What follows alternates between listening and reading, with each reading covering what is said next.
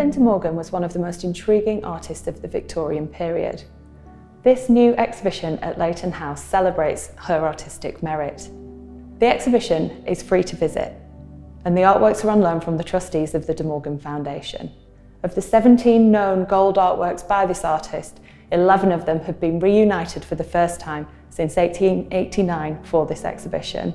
Evelyn De Morgan was born in London in 1855 to wealthy upper-class parents who weren't immediately in favour of her being an artist. But she managed to defy the stereotypes of her gender and class to go on to become one of the most celebrated artists of her day. She trained at the Slade School of Art and was the first female artist to do so. She won a full scholarship for her time there. Shortly after this, she travelled through Italy, and it was here that she was first inspired by Renaissance painting. It was also perhaps here that she decided the gold she'd seen in great altarpieces in Italy should be a material she would use for her own drawings. Perhaps the most visually impressive of De Morgan's gold drawings is Gloria in Excelsis.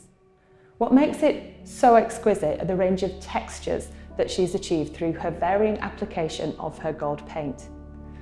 You'll see the angel's wings have long brush strokes. The material was kept very wet when doing this, and it's in direct contrast to the beautiful cherub's hair and faces at the top of the picture, which have been achieved by her burnishing a solid form of her gold pigment into the paper. Evelyn De Morgan was an innovative and inventive artist. Happily for us, she bought most of her artist materials from a supplier called Charles Roberson, and his ledger books still exist today, telling us exactly what she bought.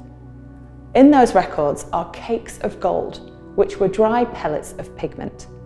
We believe that to make these beautiful drawings, De Morgan would grind down these pellets and add them to a wet material, such as gum arabic or perhaps egg tempera. This is how she made this beautiful finish.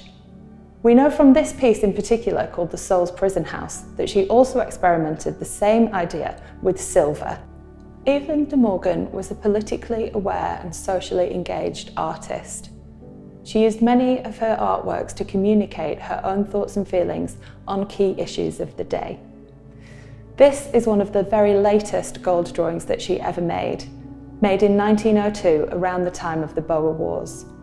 Called Victoria Dolorosa, which means victory in sorrow, we see here a knight with his head bowed, and although he's receiving a laurel crown of peace, his eyes are downcast as he remembers the true human tragedy in war.